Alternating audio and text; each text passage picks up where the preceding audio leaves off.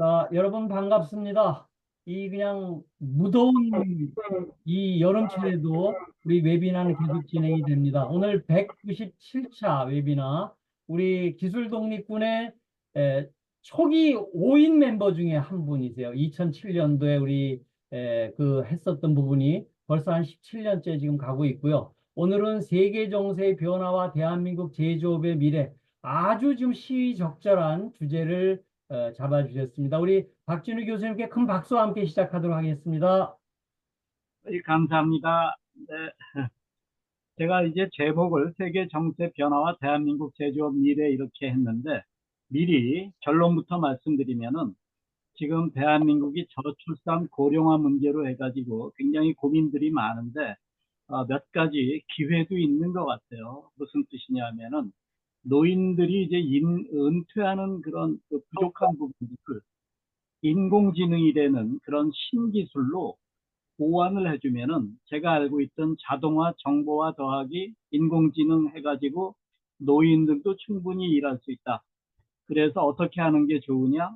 지금 태어나는 인구가 25만 명이 안 됩니다. 작년엔 더 줄어가지고 23만 명까지 내려가는 것 같은데 이제 여러분들 세대, 저는 조금 그 전에 태어났습니다만은 60년대부터 73년까지인가 100만 명씩 태어났어요.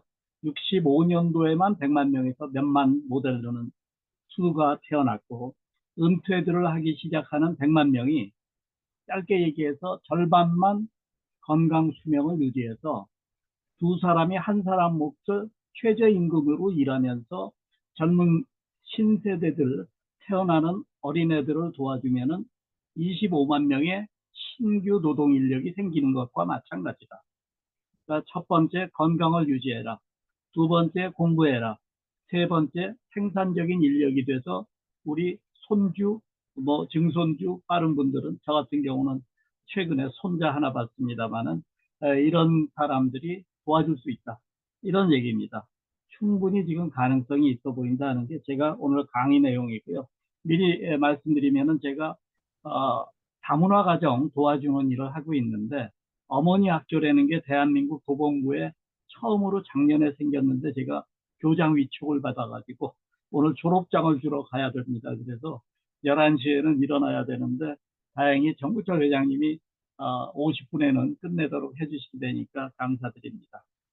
그리고 저희가 지금 중고등학생들을 담임이라는 줌 미팅을 통해 가지고 교육을 담당하고 있는데 영어 수학을 가르치는데 그 친구들이 이제 고2까지 됐습니다. 여학생 경우에는 5년 지나면은 한국말과 자기 어머니 나라의 언어를 완벽하게 할 수 있는 인재들이 이제 대학을 졸업하고 일할 수 있게 됩니다. 그 친구들을 잘 활용해서 제가 지금 고2 과정을 가르치고 있는데 그 친구들한테 그래요. 너희 아버지 나라에도 도움되고 어머니 나라에도 도움되는 인재로 커주기 바란다. 지금 공부를 해가지고 기초 지식을 쌓으면 충분히 세계 인재로 클 테니까 같이 노력하자 이렇게 얘기하고 있습니다. 시간이 20분 잡겠다고 했는데 15분으로 줄이겠습니다. 이제 강의는. 저는 민간합동 스마트 공장 했고요. 제가 국제학회에 2005년부터 가서 독일 사람들을 많이 알아서 다행히 독일 사람들이 얘기하는 4차 산업혁명 얘기를 알 수 있게 됐고요. 요새 디지털 혁신 얘기 많이 나오고 디지털 트윈 얘기 나오는데 이게 사실은 절반은 캐드캠이고 절반은 시뮬레이션입니다. 제가 운 좋게 시뮬레이션 학교 회장도 했었고 또 경영과학회 회장, 산업공학회에 많이 관여를 했기 때문에 이런 부분도 도움될 수가 있고 저는 캘리포니아에서 85년에 버클리에서 박사학위를 받았습니다. 우리가 사는 세상이 굉장히 변했는데 1차 산업혁명이 영국에서 일어난 게 우연이냐 필연이냐 뭐 이러는데 저는 영국이 굉장히 복받은 땅이라고 생각을 해요. 제가 시간이 많아서 왜 영국이 그 당시부터 1700년대 800년대에 수학도 발달했나 봤더니 지금까지도 세계에서 제일 큰 흑연 노천 광산이 영국에 있어요. 스코틀랜드에. 그래서 연필을 영어로 레드 펜슬 그러는데 왜 그러나 몰랐는데 레드라는 게 뭐예요? 납이잖아요. 처음에 흑연광상을 보고 그게 납인 줄 알았어요. 그 당시에는 야금학 기술도 약해가지고. 근데 그걸 가지고 연필을 가지고 계산을 하기 시작하니까 수학도 발달했죠. 쇳덩어리는 어느 정도 많으냐? 혹시 런던 가보신 분들은 그거 주시에서 보셨나 모르겠는데 모든 가로등이 주철 가로등입니다. 그 쇳덩어리 톤수만 계산해 보면 야, 영국이 이렇게 쇠가 많았나? 석탄도 많이 많아가지고 사실은 석탄 광산에서 물 빼내기 위해서 시작한 게 증기기관이에요. 그래서 여러 가지가 다 뭐 연결이 돼 있는데 4차 산업혁명이라고 요새 얘기를 하지만 어떻게 불릴지는 모르겠지만은 컴퓨터, 인터넷, 클라우드, 빅데이터, iOS, IT, 인공지능 이게 대한민국이 그런 대로 경쟁력을 갖추고 있습니다. 그래서 영국에 처음에 제가 얘기했죠. 석탄을 캐내고 있는데 하도 물 깊은 데서 물이 고이니까 빼내기 위해서 말들을 이용해 가지고 물을 퍼내다가 이런 증기기관이 나온 겁니다. 그래서 물 퍼내는 기구예요, 이건 처음에. 깊은 데서 물 바가지로 퍼내 가지고 덜든 거. 그리고 또 영국의 이노베이션이 많이 일어나는데 잔 케이가 플라잉 셔틀이라는 걸 만들죠. 자동 기계입니다. 영국에서 시작이 됐고 도요다라는 사람이 1890년에 영국에 가서 박람회에서 이 기계를 보고 깜짝 놀래가지고 플라잉 셔틀을 보고 흉내내서 만든 게 도요다 직기입니다. 그게 오늘날 도요다 자동차의 전신이고요. 도요다 직기가 도요다 자동차 지금 세계적인 기업입니다. 영국이 이렇게 1720년에 이런 블라스트 퍼니스가 있었어요. 용광로가. 이게 제가 말씀드린 그래파이트 마인입니다. 하늘에서 보면은 이런 광상이 다 흑연이에요. 레드 펜스. 아무튼 이런 기계들이 계속 발전했고 거기에 덧붙여서 미국에서는 또 엘리 위튼이라는 사람이 같은 증기기관을 이용해서 면화를 빗질해 가지고 실을 걸러내는 기계죠. 증기기관이라는 그런 동력 수단이 없었으면 불가능한 기계인데 이걸 만듦으로 해서 어떤 일이 벌어져요? 남부의 부자가 더 부자가 됩니다. 왜? 노예만 갖다 그를 농장에 풀어놓으면은 면화를 엄청나게 수출할 수 있게 돼가지고 우리들이 알고 있는 바람과 함께 사라지다. 남북 전쟁이 거기 다 연결되는 얘기죠. 그런 게 다 변화인데 지금 아시는 것처럼 엔비디아 뭐 여러 가지 변화들이 엄청나게 일어나고 코닥 필름 같은 거에 이게 다 망해 나가고 있고 뭐 이런 시대고 스마트 공장에 대해서 요 얘기는 꼭 제가 하고 싶은 게 뭐냐면 스마트 공장을 예를 들어서 제가 어디 공장을 가면은 높은 분들도 그래요. 이 공장은 스마트 공장입니까? 어떻게 생각하세요, 여러분들? 그 질문이 의미가 있습니까? 제가 그러면은 장관님 잘못 알고 계신 게 스마트 공장은 실체가 있는 게 아닙니다. 이 공장은 스마트가 아니다 얘기할 수 있는 성질의 것이 아니고 개념이기 때문에 그 개념에 어느 정도 충실하게 움직이고 있는가. 어떤 개념? 결국 스마트하게 일해가지고 경쟁력을 유지하는 건데 어떻게 하는가? 지멘스의 안베르크 공장이 제일 유명한 공장인데 여기 무인 자동화 공장이야. 사람 없어 보입니까? 원래 900명이던 공장이 지금 제가 3년 전에 들은 얘기인데 1,400명이라고. 야, 직원이 늘었는데도 스마트 공장이야? 예스. 왜? 1979년에 만들어진 공장이 그 사이에 매출액이 15배가 늘었어. 매출액이 15배가 늘었는데 직원 수는 그저 한 50% 늘었다. 대단한 거죠. 그 다음에 또 뭐가 있느냐? 이 사람들이 지금 자동화 기술을 최대한 활용을 해요. 정보화 기술도 최대한 활용을 해요. 그래서 만드는 제품의 30%가 주문형 제품이에요. PLC를 만들어낼 겁니다. 그렇기 때문에 고부가 가치 제품으로 해서 매출이 든 겁니다. 절대 무인 자동화가 스마트 공장 아니다. 적정 자동화가 목표이다. 경쟁력을 유지하면은 고용도 늘리면서 매출도 늘릴 수가 있습니다. 그래서 이제 대한민국의 변화, 여기서부터 산업혁명이 시작해가지고 와가지고 우리 다음에 일본이 가야 되는데 어떤 일이 벌어져요? 여기서 와가지고 이게 미국하고 영국은 시차가 한 30년밖에 안 납니다. 같은 영어 문화권이기 때문에. 그래가지고 미국에서 먼저 일본을 방문을 하게 돼요. 사실은 대항해 시대가 시작되면서 우리나라는 요 가운데 갇혀가지고 조총도 우리나라에 1592년에 임진왜란이 시작되는데 조총을 일본 사람들이 처음 받아들인 게 1520년경입니다. 전국 시대에 그게 활용이 되죠. 왜? 싸우고 있는 시대니까 좋은 무기가 있으면 이건 최고다. 빨리 받아들여가지고 빨리 익숙해진 다음에 한국에 들어올 때 그걸 가지고 쳐들어온 거죠. 한국이 그렇게 중간에 껴가지고 그리고 또 높은 사람들이 어떤 의미에서는 좀 시대 조류를 못 따라가는 바람에 바보가 됐는데 1776년 무렵에 대한민국은 예, 이때 처음 산업화가 시작이 된 거죠. 아시는 것처럼 포항제철 처음 용광로 만들고 예, 이런 식으로 했는데 현대자동차 야 이게 코피나야 이렇게 해서 뜯은 거를 이제 정주영 씨가 보는 거죠.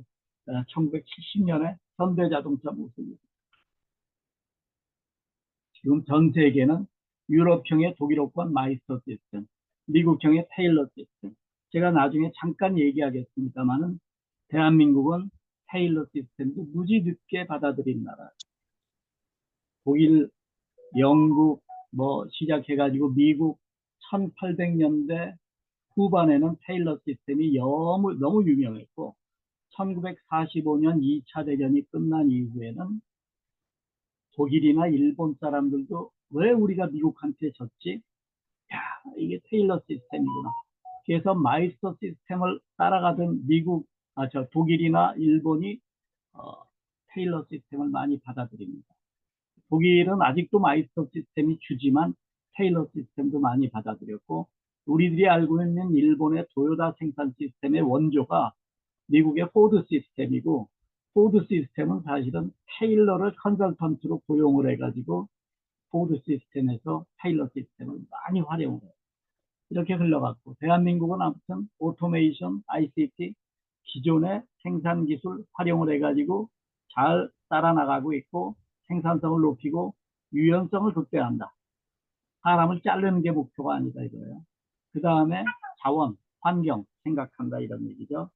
그렇게 해서 흘러가가지고 스마트 공장은 비스마트 연결이 안 돼 있을 때 비스마트 연결되고 그 다음 컨트롤도 되고 최적화 독일의 지멘스 암베르크 공장이나 우리나라의 삼성이나 LG 공장들은 여기에 해당됩니다. 아직은 존재하지 않는 미래의 기술이 인공지능을 활용하는 기술이 될 걸로 예상을 합니다. 아무튼 대한민국은 대표 공장, 데모 공장이 되는 걸 해가지고 스마트 공장을 꽤 발전시켰어요. 이런 식으로 해가지고 독일의 스마트 공장 못지않게 지금 기술력이 발달되고 있는데 사실은 미래가 매우 불안하다. 저출산 고령화. 지금 대한민국의 인구 피라미드입니다. 제가 얘기했죠. 100만 명 넘던 사람들이 지금 25만 명이 안 돼요. 엄청난 문제가 지금 내재되어 있는데 우리가 뭘 해야 될지 제조업 경쟁력은 어떤가 국산품이 드물다. 다행히 최근에 국산품들이 나오기 시작합니다. 제가 그 공장들을 몇 군데 압니다. 국가 시스템 지금 이럴 때가 아닌데 다른 의견은 틀린 의견이 아니에요. 대한민국이 민주주의 훈련이 안 돼 있습니다. 의견 다른 사람은 죽이려고 하는데 이거는 당파 싸움의 유전자지 민주주의의 유전자가 아니에요. 바뀌어야 됩니다. 말 조심해야 됩니다. 남을 비판하는 말을 꺼내지 말아야 되는 게 민주주의의 기본입니다. 정말 안타깝게도 지금 리더들이 괴롭죠. 저희들이. 아무튼 기회가 아직 남아있다. 우수한 이공계 인력이 있다. 제가 1ppm 뭐냐면은 1945년 여러 군데서 얘기했습니다만은 해방 당시에 대한민국에서 졸업한 엔지니어 공과대학 졸업생이 20명밖에 안 됐어요. 1945년 8월 15일 당시에 저희가 학교 다닐 때 1970년대 학장 선생님이 그때 졸업한 20명 중에 한 명이에요.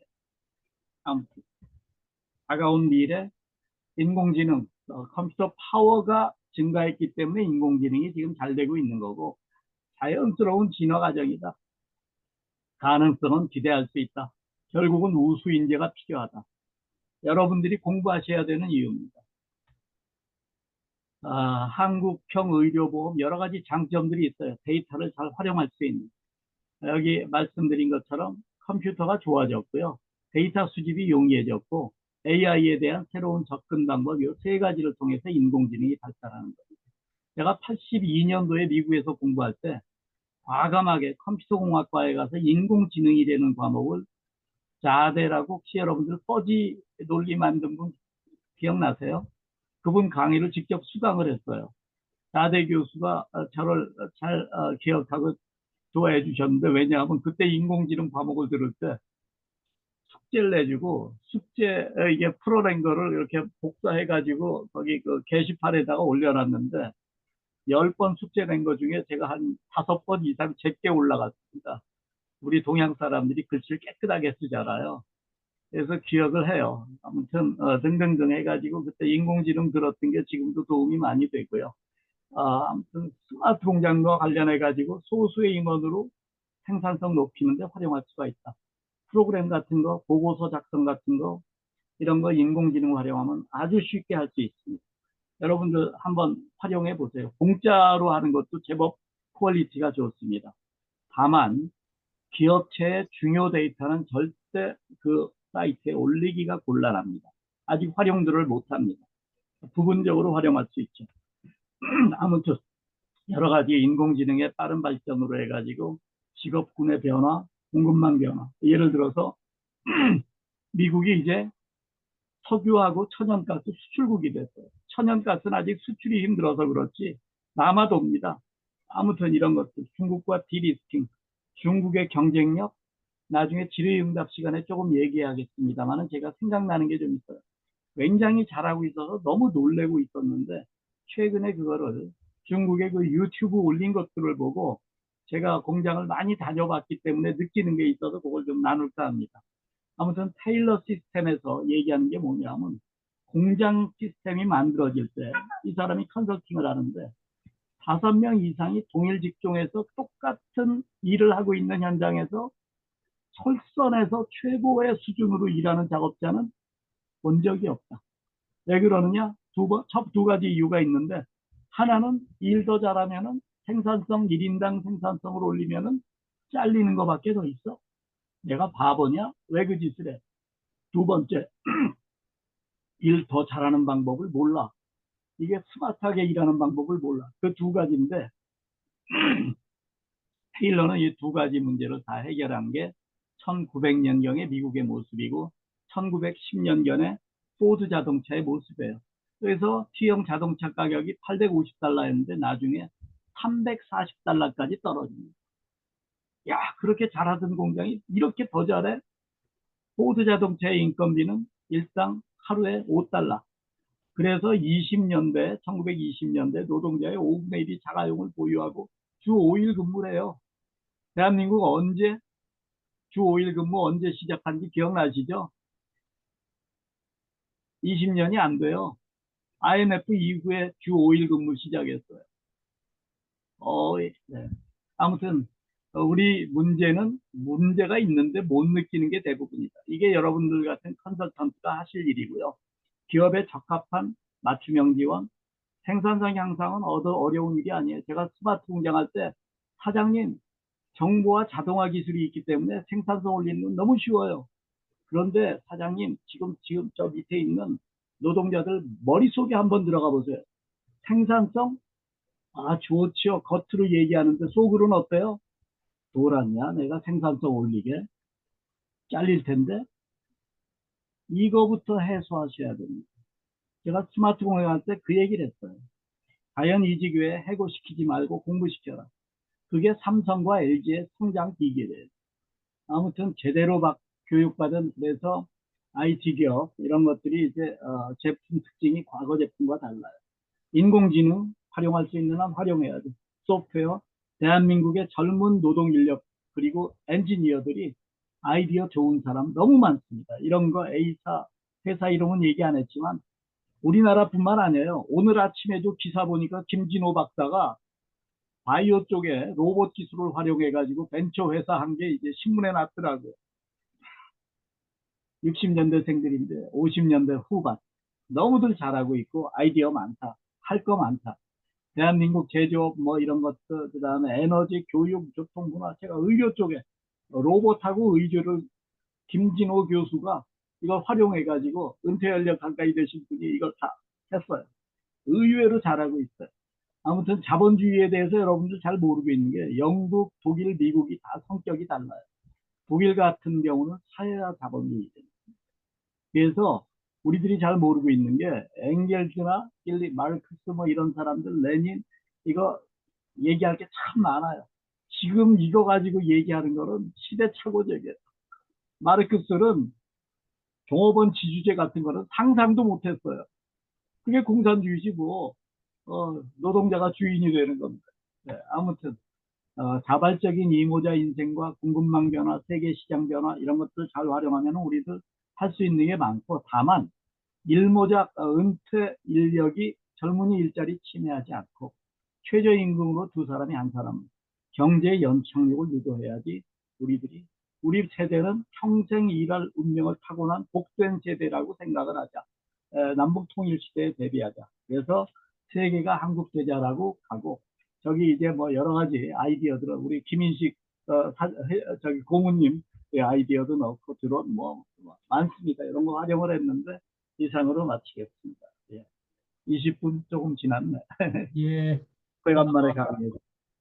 아주 우리 지금 시대의 as is를 정확하게 얘기를 해주셨고, 앞으로의 to be까지 이렇게 얘기를 해주셨어요. 자, 질문 있으시면은, 우리 질의응답을 좀 많이 하시는 게 좋을 것 같고요. 그 다음에 여기서 조금 더 미진했었던 문제는, 나중에 우리, 추후 회의를 통해서 우리 하도록 하겠습니다.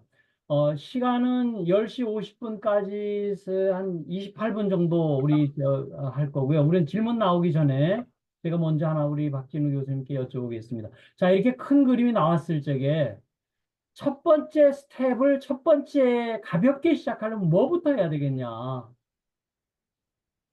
재미있는 게요. 네, 우리나라 사람들은 알아서 문제를 해결하더라고요. 대한민국이 지금 60대, 70대 고용 인력이 세계 최고 수준이라고 해요.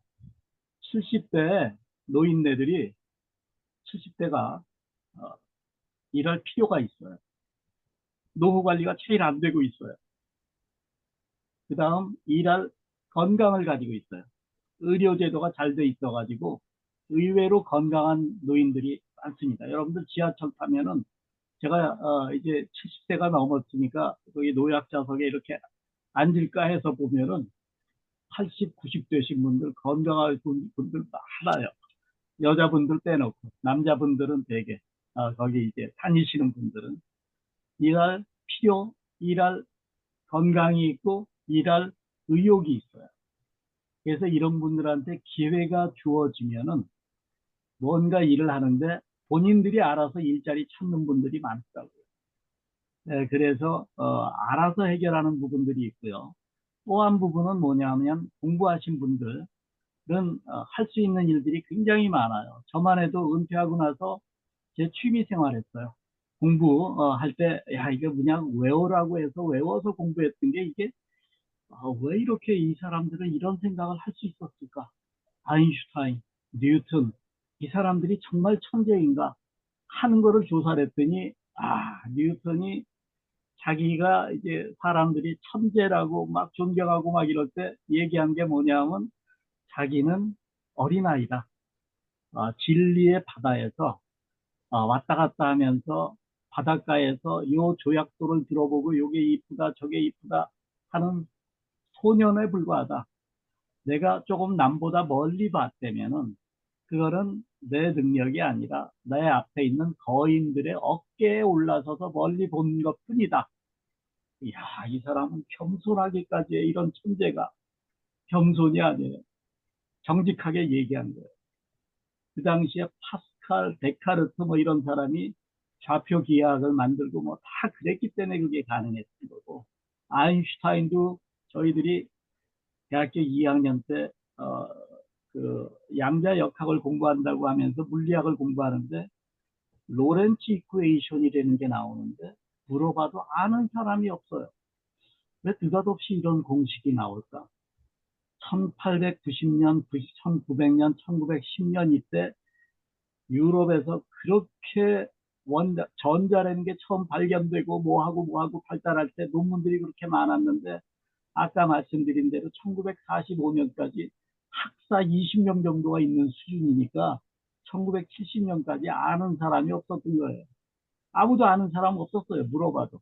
이제는 고등학생도 딱 구글 들어가면 로렌츠 이쿠에이션 그러면은 뭔지 바로 공부할 수가 있죠.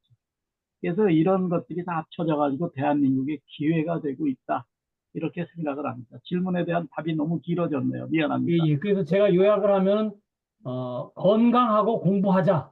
이렇게 제가 네, 요약을 해도 되겠습니까? 감사합니다. 아주 예, 완벽한. 그래서 201차 웨비나부터 K공철학, 인문학과 기술에 대한 얘기를 제가 60강을 지금부터 준비를 하고 있으니까 많이 우리 같이 하시죠. 자, 우리 김재우 사무총장 손 드셨어요? 예, 안녕하세요, 박사님. 네, 그, 어머니 학교에 대해 제가 관심이 있고요. 네, 다문화 가정에 대해 관심이 있는데, 네, 좀 종교적인 색깔의 질문을 하겠습니다. 네. 크리스찬 선교단체에서 다문화 가정을 상대로 하는 선교 활동을 하는 단체들이 꽤 있는데, 그런, 그런 단체와 어머니 학교가 연관, 협력할 수 있는 접점이 있나요? 아직까지는 없는데요. 이게 국가에서 나서서 그런 것들을 통계를 내고 관련 기관들을 다 연결해서 해주면 좋은데 저희가 그 좀 전에 말씀드린 것처럼 도봉구가 서울시에서 작년에 처음으로 어머니 학교를 열었어요. 통계도 없어요. 왜 그러냐? 야, 지금 대한민국의 다문화 가정이 얼마나 되는지, 어머니가 외국인인 경우가 어느 지역에 얼마나 되는지 물어보면 프라이버시라고 하면서 안 가르쳐줘요. 자기들이 알려주면 큰일 난대요. 그래서 이런 기관들이 다 있을 텐데 민간 기관들이 자발적으로 올리게 하는 방법밖에는 아직은 방법이 없어요. 그 부분이 있고요. 또 하나 어머니 학교가 시작된 거는 지금부터 한 9년 전에 카이스트에서 부총장 하다 그만두신 최병규 교수님이 계십니다. 그분이 사모님이 독실한 크리스찬이고 거기 다 기독교 관련된 분들이 많이 계신데 이거는 전국 규모로 하는데 은퇴한 교수들이 모여서 어머니 학교와 그 어머니들이 제일 고민하는 부분인 자녀 교육을 도와주고 있는 겁니다. 그래서 어머니 학교가 있고 한글 학교가 한마음 글로벌 스쿨이라고 하는 한글 학교가 있는데 거기서 제가 4년 전에 중2들 가르칠 때 최병규 교수가 저랑 친분이 있어서 좀 참여하라고 해서 거기 들어가서 지금 4년째 하고 있습니다. 고2까지 가르치고 있는데 고3까지 가르칠 겁니다. 거기서는 영어와 수학을 가르치는데 그게 아주 전략적입니다. 과학이나 사회나 이런 거는 국어가 약하면은 따라갈 수가 없어요. 암만 가르쳐도. 그런데 은퇴한 교수들이 2주일에 2시간 정도씩 그 학생들을 데려다가 요점 정리를 해주는 거죠. 영어하고 수학에 대해서. 되게 해외 유학을 하셨던 분들이기 때문에 고등학교 정도 찾을 수가 있습니다. 그리고 수학도 이공계 대학 출신들이기 때문에 고3 수학까지는 가르쳐 줄 수가 있어요. 그래서 그런 것들이 있고 최 교수님은 어떤 뜻에서 그걸 했느냐?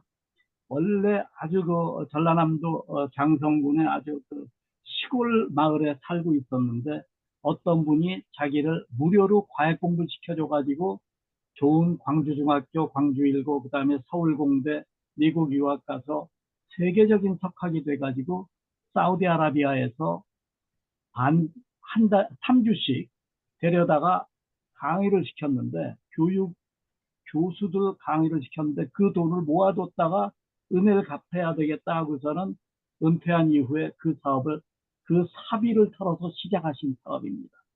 네, 그래서 여기 지금 저도 아주 기쁜 마음으로 돕고 있습니다. 그래서 연결이 되면 좋을 것 같은데 국가에서 당장 하기는 쉽지 않을 것 같은데 국회의원들이 야 이런 통계 정도야 뭐 본인이 원하면은 다 오픈해도 되지 않는가 이런 생각이 듭니다. 네.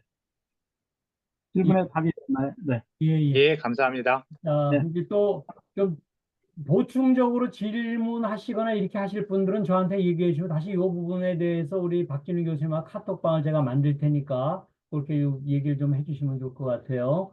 자, 그다음에 우리 이용일 대표님 오늘 얘기하시는 부분에 있어서 대한민국의 제조업의 미래, 제조업을 여태까지 한 40년 뒤 해보셨으니까 컨설팅을 한번 코멘트 한번 의견을 한번 좀 주시면 좋을 것 같아요. 예, 박 교수님 말씀 잘 들었습니다. 그 이제 제조업의 컨설팅을 직접 하는 입장에서 스마트화 돼가고 있는, 즉 자동화도 되고 자동화율이 높아지고 있고 궁극적으로 이제 스마트 공장화 업종별로 좀 차이가 있겠습니다만은 지속되고 있을 때 과연 이제 요 시점에서 우리 그 나이 많은 60년생 또는 60년생에서 70년생 사이가 이제 급속도로 퇴직을 하고, 그다음에 요즘 젊은 세대가 이제 현장에 엔지니어로 들어오든지 아니면 현장 직으로 이렇게 들어와서 근무하고 있는데, 한 5년, 10년 전보다 기업들의 문화가 많이 좀 달라지는 것 같습니다. 즉 예전에는 여러 가지 그 회사에 대한 애착심과 로열티 뭐 여러 이런 것들이 좀 좋았고, 요즘은 상대적으로 여러 가지 또 젊은 세대가 갖고 있는 또 여러 가지 생각들이 좀 차이가 있기 때문에 공장 관리 또는 설비 관리 또는 여러 가지 그 어떤 공장 운영이나 이런데 좀 어려움을 겪고 있는 것 같습니다. 그래서 이런 부분들 제가 지난번에 한번 그 질문 드렸던 것처럼 스마트화 돼 가고 있고 자동화가 진전돼 가고 있고 이렇게 됨으로써 거기에 있는 오퍼레이터의 역할, 그리고 그 엔지니어들 또는 뭐 메인터넌스 하는 사람들의 역할, 이런 부분들의 어떤 우리가 교육부터 시작해서 여러 가지 그 변화를 만들어야 될 것 같습니다. 그래서 그런 부분들을 저도 요즘 좀 고민하고 있고, 그래서 교수님한테도 또 좋은 그 고견을 들었었고, 그런 좀 고민을 좀 해야 되는 게 아닌가 이런 생각이 들었습니다. 감사합니다. 우리 이용일 대표님은 한국뿐만 아니라 중국에 있는 공장들도 많이 도와주시고 그랬는데 제가 한 1995년경인가 6년경에 중국에 LG가 투자한 공장을 가서 보고 깜짝 놀랐어요. 동기부여를 굉장히 잘해줘가지고 현장의 그 근로자들이 뭐 여자분들까지 내가 심사를 하고 있는데 불러가지고 이거 안 보고 갔다고 와서 보고 가라고 막 그러고 그래가지고 야 이렇게 열성적이면 대단하구나 그랬는데 신기하게도 중국은 그 사회주의 체제를 더 강조하는 방향으로 가다 보니까 그런 부분들이 없어지는 것 같아요. 아니면은 한국이나 또는 해외에서 투자한 공장들에 대해서는 그런 것들이 가고 테일러 시스템이죠. 그런 게 가고 있는 것 같으니 오히려 중국 사람들이 만든, 그리고 순수하게 중국 사람들이 투자하는 공장들은 신기하게 스마트 공장이 있고 좋은 설비를 가진 공장으로 알고 있는 경우들이 있는 것 같아요. 그게 많은 것 같아요. 그러니까 야 이게 사회주의 경제 체제에 단점들이 드러나고 있구나. 지금 저는 태양 전지가 중국이 그렇게 싸게 만드는 걸 보고 너무 놀란 적이 있거든요. 어떻게 그렇게 싸게 만들 수가 있지 봤더니 그 태양 전지 회사의 부사장이 외국인이더라고요. 중국인이 아니고. 무슨 뜻이냐 하면은 중앙정부에서 야 우리 태양 전지 한다 그러면은 방침을 딱 정해주면은 지방정부의 관리들이 태양전지에 몰빵을 합니다. 있는 돈을 다 써서 투자를 해가지고 자꾸 키워요, 기업들을. 왜 그러냐면 시진핑이 그렇게 해서 컸기 때문에. 시진핑이 그렇게 해서 지방정부 있다가 발탁돼가지고 중앙정부 와서 지금 주석까지 됐기 때문에 그거를 자기들 공산당 그 정부 내에서의 출세 코스로 알고 마구 투자를 하는데 중앙정부도 굉장히 잘해요. 그 지방정부들이 알아서 투자하는 걸 보면은 그중에 잘하는 놈한테는 중앙정부의 자원까지 그냥 다 투자를 해가지고 더 잘하게 해주는 거예요. 그러다 보니까 어떤 일이 벌어지냐면 길게 보면은 경제성을 생각하지 않는 과잉 투자가 벌어지는 것 같아요. 그래서 태양전지의 경우에 그렇게 싸게 투자를 하다 보니까 많이 투자를 하다 보니까 중국의 태양광 설비 용량이 전 세계 디맨드의 2배라고 하더라고요. 그거는 과잉 투자죠. 분명히 거기에 대한 대가를 치를 겁니다, 나중에. 유럽이나 미국에서 그 내용을 이제 파악을 한 것 같아요. 야, 중국이 이렇게 그 국가 체제로 해가지고 과잉 투자를 해가지고 시장을 장악한 다음에는 지들이 이걸 그냥 무기로 쓰는구나. 전기 자동차, 반도체 그거 못 봐주지. 그러면서 이제 관세를 때리기 시작하는 거예요.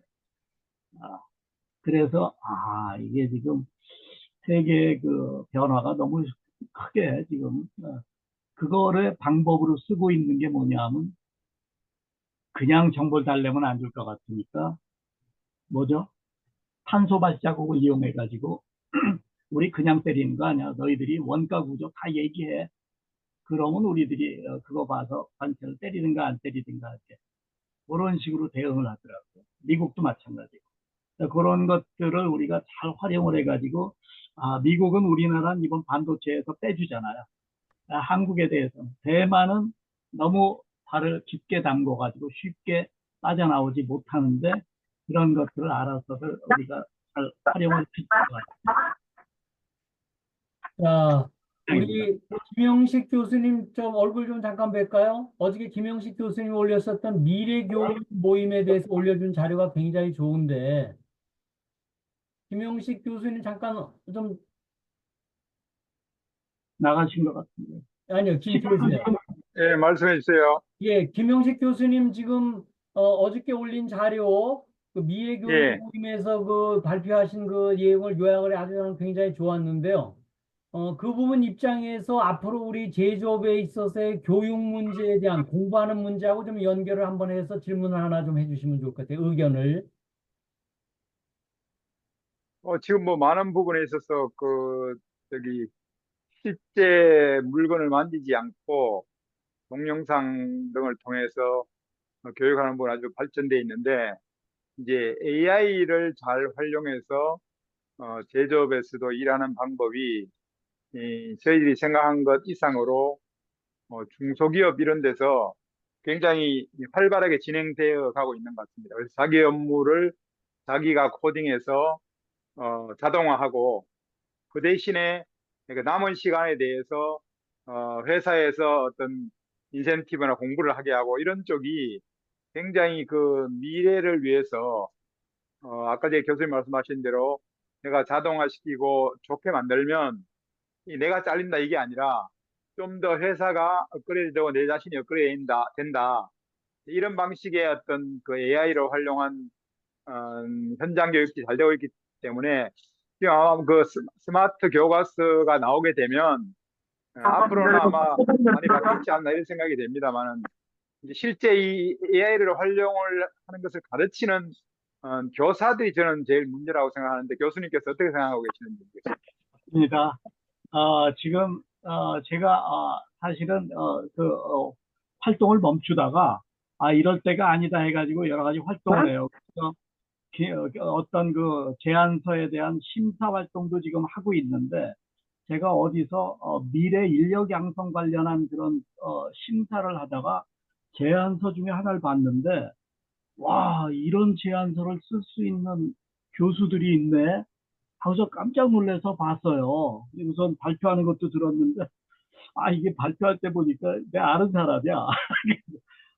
너무 제안서가 훌륭하다고. 이게 미래 인재 양성, 대전 지역에 있는 국립대학 중에 하나입니다. 거기서 만든 거 보고 너무 놀랐는데, 이제 그 학교하고 연결을 지어가지고 그런 교육들을 계속 시키면은 굉장히 좋을 것 같아요. 그 제안서는 산업단지하고 이제 그 같이 움직이는 걸로 해가지고 굉장히 넓혀 나가고 있는데, 각 지역에 우수한 산업단지가 있지 않습니까?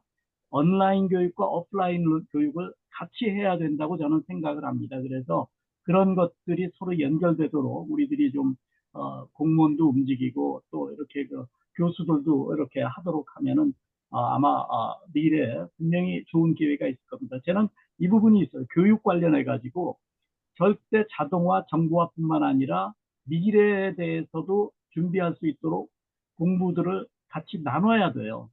우리가 이제 나이가 들었기 때문에 젊은 사람만큼 하진 못하겠지만 서로 연결해 가지고 할 수 있는 부분들이 있어요. 그래서 그걸 잘 활용하면 될 것 같고, 저희가 그 다문화 가정 학생들을 데리고 DX 그러면은 이제 두 가지로 생각을 해야 되는 게 디지털 트랜스포메이션 두 가지입니다. 신산업이 생깁니다. 또 하나는 기존 산업의 디지털화가 이제 생깁니다. 그 두 가지를 다 공유해야 된다고 믿습니다. 무슨 뜻이냐면 다문화 가정을 데리고 갔던 장학금 주겠다는 큰 회사가 있어서 갔더니 혹시 크라프톤이라고 들어보셨습니까? 자발적으로 장학금을 준다고 해서 가봤더니 저희 과학원의 그 한 10년쯤 후배 되는 전산과 사람들이 만든 회사인데 배틀그라운드가 그 회사 제품이에요. 그래가지고 그 게임 산업의 규모에 대해서 제가 거기 가서 이렇게 발표하는 거 듣고 깜짝 놀랐는데 전 세계 인구의 절반 가까이가 게임을 한답니다. 우리들은 지금 모르고 있잖아요. 전 세계 33억 인구가 게임 인구래요. 그래서 그 회사 작은 회사인 줄 알았더니 매출이 2조 가까이 하는 회사예요. 직원 수는 몇천 명 안 되는데. 2017년까지 고생 드립다 하다가 2017년에 배틀그라운드가 이건 시진핑이 도와준 면도 있어요. 중국의 게임 산업을 시진핑이 죽였기 때문에 그 회사가 이제 짝퉁 없이 그런 대로 잘 발전할 수 있었던 것 같은데 그렇게 빨리 큰 겁니다. 한 7년 사이에. 저는 그게 배틀그라운드라는 그 게임은 들었는데 그게 우리나라 제품인 줄 몰랐어요. 대단합니다. 그래서 그런 디지털 산업과 제조업과 잘 연결해가지고 가는 게 대한민국의 미래의 방향이라고 생각을 합니다. 그런 인재를 계속 길러야죠, 우리들. 네. 김영식 교수님, 고맙습니다. 네. 예, 어저께 그 김영식 교수님 얘기하셨을 때 그 선생의 역할을 굉장히 정의를 잘 해놓으셨어요. 코치가 돼야 된다. 그러니까 이게 가리키는 게 아니고 들어줄 수 있는 부분. 또 퍼실리테이터가 돼야 된다. 이거를 복잡하게 전문 용어를 쓰는 게 아니고 쉽게 얘기할 수 있는 사람, 퍼실리테이터가 돼야 되고 또 나름대로 뭐가 되냐면 학습 디자이너가 돼야 된다. 이제는 그 교사가 그런 부분 쪽으로의 자기 포지셔닝을 하지 않으면은 앞으로의 선생놈이 될 수밖에 없다. 그래서 진정한 스승이 되려고 그러면은 코치 이런 퍼실리테이터, 학습 디자이너로 가려고 해야 되고, 또 공부하는 사람들은 플립 러닝에 대한 개념을 얘기를 많이 했어요. 이게 뭐냐면 미리 공부를 해야 돼요. 미리 한번 오늘 공부할 게 뭐냐 이런 부분에 대한 공부를 하고 그거를 계속 온라인으로 공부를 할 수 있으면서 할 수 있는 부분 쪽으로 했는데 어떻게 자료를 올려서 요약을 했는데 저는 굉장히 그걸 전부 다시 요약을 하다 보니까 앞으로 굉장히 중요한 부분이 되고 201차 웨비나부터 제가 할 부분도 그런 부분을 이미 구상을 하고 있었는데 조금 더 디테일하게 제가 좀 담으려고 지금 하고 있습니다. 자, 이제 한 분 정도 더 질문 받고 끝내도록 하겠습니다.